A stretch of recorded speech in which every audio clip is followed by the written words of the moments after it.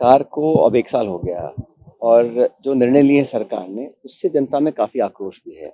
चाहे जो एक बार जिले जो बने प्रदेश में उन जिलों को जो निरस्त किया है उसमें काफ़ी जनता में आक्रोश है और सरकार से हम जवाब मांगेंगे सदन के अंदर पटन के ऊपर। उसके बाद इन्होंने जिस प्रकार से समीक्षा कर रहे हैं, जो स्कूल्स हम खोल चुके हैं इंग्लिश मीडियम वाले, सरकार को चाहिए और स्कूल खोलना। आप स्कूल्स की संख्या को कम करना चाहते हैं और अभी पता पड़ा कि हज़ारों स्कूल ऐसे हैं जहाँ कोई एनरोलमेंट ही नहीं है। तो जो एजुकेशन पॉलिसी है उसमें जो विवाद हमेशा होते रहे हैं, इंग्लिश मीडियम स्कूल्स को जो बंद करना चाहते हैं, इसको लेकर सरकार को जवाब देना पड़ेगा और ये विधानसभा सत्र में इन सब महत्वपूर्ण मुद्दों पर हम सरकार को कटघरे में खड़ा करेंगे, जवाब मांगेंगे। मैं चाहूँगा कि सदन चले और सदन के अंदर अपना जवाब सरकार प्रस्तुत करे, क्योंकि जो पब्लिक की जो प्रॉब्लम्स हैं, इश्यूज़ हैं, उनको हम उठाएंगे, मजबूती से उठाएंगे। और साल भर में सरकार ने ऐसा कुछ काम नहीं किया, सिर्फ घोषणा भाषण दिए हैं, इवेंट ऑर्गेनाइज करे हैं, लेकिन जो मूलभूत सुविधाएं हैं, खासकर लॉ एंड ऑर्डर को लेकर, किसान की फसल खरीद को लेकर, यूरिया और बाकी सप्लाई की है, इन सब इश्यूज़ को हम मजबूती से उठाएंगे। लेकिन 1 साल में जनता के बीच में जो विश्वास पैदा हुआ है, उसका जवाब हम सरकार से मांगेंगे सदन के अंदर। एग्जाम को लेकर काफी विवाद की स्थिति बनी हुई है। एग्जाम कैंसिल हो नहीं हो, ये सरकार पूरी तरह कंफ्यूज्ड है। सरकार के मंत्री बोलते हैं हम कैंसिल कराएंगे, सरकार बोलती कैंसिल नहीं कर सकते हैं। तो सरकार के अंदर जो गतिरोध चल रहा है उसका परिणाम जनता को भुगतना पड़ रहा है। एक स्पष्ट नीति होनी चाहिए, स्पष्ट निर्णय लेना चाहिए। इतने महीने हो गए इसको लटकाते हुए, पता नहीं पड़ रहा है कि सरकार चाहती क्या है।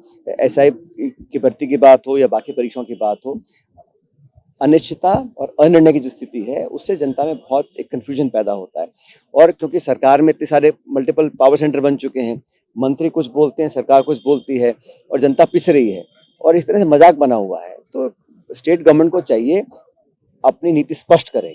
और जिन्होंने जो वादे किए थे, 4 लाख रोजगार की बात की थी, अभी रोज मैं अखबार में पढ़ता हूँ कि युवाओं को हम नौकरी देंगे, स्कॉलरशिप देंगे, लेकिन धरातल पर कोई भी स्कीम उतर नहीं पा रही है और कहीं ना कहीं सरकार का फेलियर है। स्टेट गवर्नमेंट की जिम्मेदारी होती है, जो आप चुनाव लड़े थे जिन मुद्दों को लेकर, उन मैनिफेस्टो में जो आपने पॉइंट्स रेज किए थे उनको पूरा करें। सरकार हर मोर्चे पर फेल रही है और अभी भी मुझे लगता है कि सरकार के अंदर जो डायरेक्शन दिल्ली से आते हैं, सरकार में जो ब्यूरोक्रेसी हावी है, जो जनप्रतिनिधि, जो सत्ताधारी के जो एमएलए विधायक हैं, मंत्री हैं, वो ही अपने आप को असहाय महसूस करते हैं। तो गवर्नेंस जो है बिल्कुल भगवान भरोसे चल रही है यहाँ पर। सर दिल्ली में नया ऑफिस मिलने जा रहा है आपको, क्या नए चेहरे? और बहुत लंबे समय के बाद हम लोग अपना जो मुख्यालय है कांग्रेस पार्टी का उसको शिफ्ट कर रहे हैं और 15 तारीख को उसका उद्घाटन खड़गे साहब, सोनिया जी, राहुल गांधी जी करेंगे और मुझे लगता है कि एक नई शुरुआत वहाँ से होगी। बहुत दिनों से चर्चा थी और फाइनली वो दिन आ गया जब कांग्रेस पार्टी का नया मुख्यालय पर हम सब लोग वहाँ पर शिफ्ट करेंगे और वहाँ से पार्टी का संचालन होगा। जैसा खड़गे जी ने कहा, 2025 जो है ये संगठन को ताकत देने का साल है। बहुत ज़्यादा चुनाव इस साल नहीं है, तो पूरे साल भर में संगठन को, कार्यकर्ताओं को मेहनत कर कर जो हमारा स्ट्रक्चर है उसको और पुख्ता बनाने का साल है और हम पूरी ताकत के साथ इस काम में जुट जाएंगे। सर आपके समय पंचायत समितियों में बदलाव हो चुके थे, अब नई सरकार जिलों के बाद में उनमें भी कहीं लग रही है कि मंशा देखो आप सरकार की, जो प्रधान, प्रमुख, जिला परिषद, पंचायत समिति में चुनाव होने चाहिए वो समय पर नहीं हो पा रहे हैं। शहरों में चुनाव होने चाहिए उसको डिले कर रहे हैं, कभी परिसीमन के नाम पर, कभी जनसंख्या के नाम पर, कभी सेंसस के नाम पर लगातार डिले कर रहे हैं। केंद्र सरकार ने शुरू किया वन नेशन वन इलेक्शन, वो कब कारगर होगा हमें मालूम नहीं है, लेकिन बहुमत नहीं है सरकार के पास, केंद्र सरकार के पास सदन के अंदर पार्लियामेंट में कि उसको पारित कर पाए। तो हमेशा ही ये डिले करना टैक्टिक्स हैं कि भाई जनता का ध्यान डाइवर्ट रहे। आज मुद्दे हैं महंगाई के, अनएम्प्लॉयमेंट के, लॉ एंड ऑर्डर के, उस पर सरकार का ध्यान नहीं है।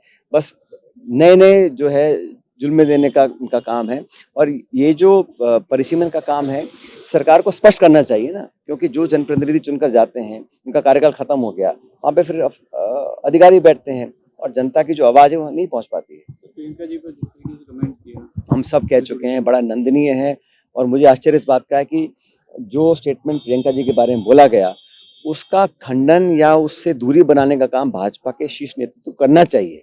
इससे बुरी बात क्या हो सकती है? क्या स्तर पहुंच गया राजनीति का? चुनाव से पहले आप नेताओं को इस प्रकार की भाषा का प्रयोग करना, और भाजपा का जो लीडरशिप है वो ना तो उसके लिए माफी मांग रहा है, ना उस बयान से अपने आप को दूर कर रहा है। मतलब पूरी भाजपा उस प्रकार की मानसिकता को लेकर आगे बढ़ रही है। महिलाओं का जो उन्होंने निरादर और सम्मान को ठेस पहुंचाई है, उसका जवाब जनता देगी।